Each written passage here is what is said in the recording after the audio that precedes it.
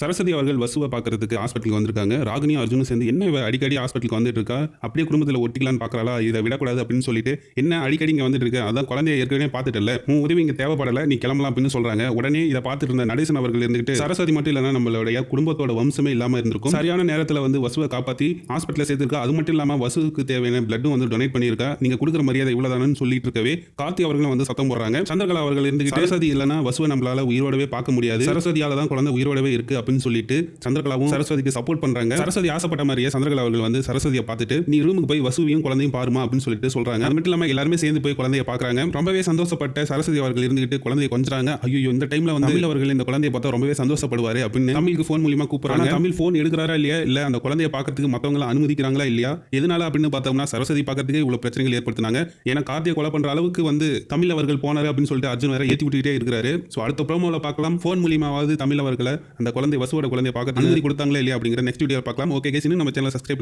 பண்ணிக்கோங்க. அப்படியே அந்த லைக் பட்டனை தட்டிட்டு உங்க ஃப்ரெண்ட்ஸ்க்கு ஷேர் பண்ணுங்க. கீப் பண்ணி வச்சுங்க. தேங்க்யூ.